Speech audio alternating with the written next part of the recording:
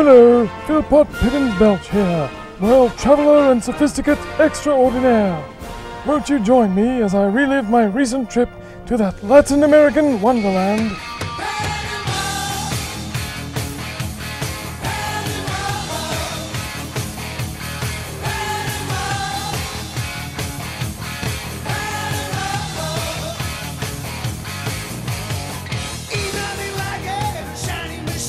Panama City is the capital of Panama, named after the Spanish word for Panama.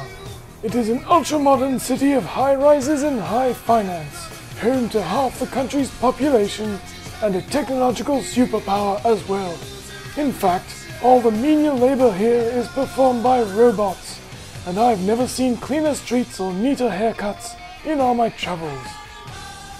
I spent my first day there wandering the quaint old neighborhood of Casco Viejo, home of the Teatro Nacional, various cultural establishments, and the presidential palace.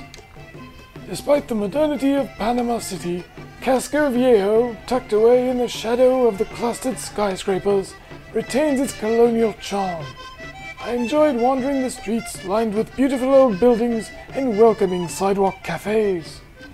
When one grows weary of city life, one need go no farther than the Parque Naturale Metropolitano, an actual rainforest located right in the middle of Panama City itself. Home to a variety of wildlife, it's a nice place to get away from the clamor and bustle, if only for a short while. Exploring the ruins of the ancient city, Panama Viejo. Barely a stone's throw from the present location of the capital, these ruins are all that remain of the original settlement before its invasion and destruction by Captain Morgan and his pirates in 1671. I suppose pirates will be pirates.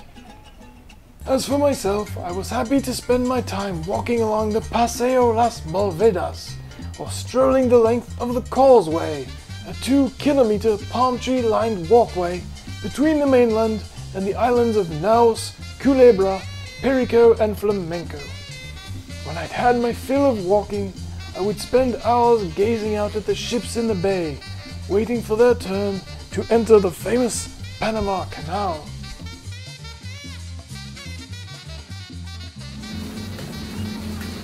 Behind me, the Punto de las Americas, the bridge that crosses the mouth of the canal. Marvelous!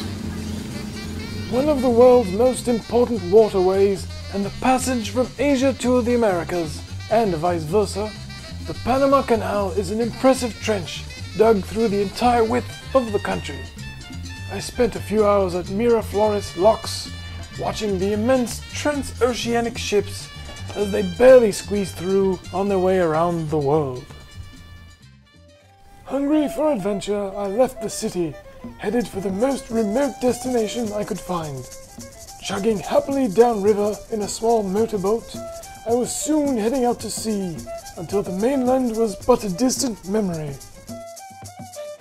Playing Robinson Crusoe on Tubasenika Island in the San Blas archipelago.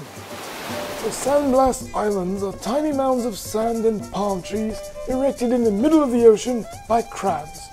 These industrious crustaceans toil day and night, excavating the sand from the beaches and creating exquisite little boutique islands, such as the one on which I now found myself, Isla Tubasenika.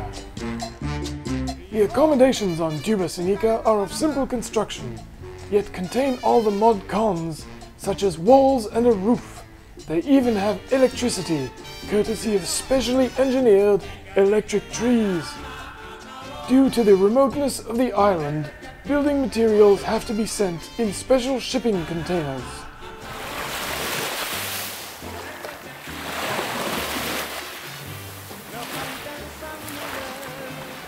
Eventually, and sometimes by air, Tubasenika is a tranquil place with little to do, making it ideal for a relaxing getaway.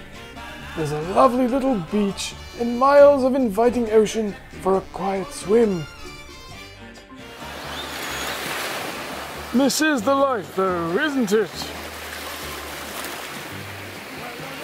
Its only drawback is the sand, which is so hot it's impossible to walk on, and visitors to the island are forced to move about on special cables running between the trees.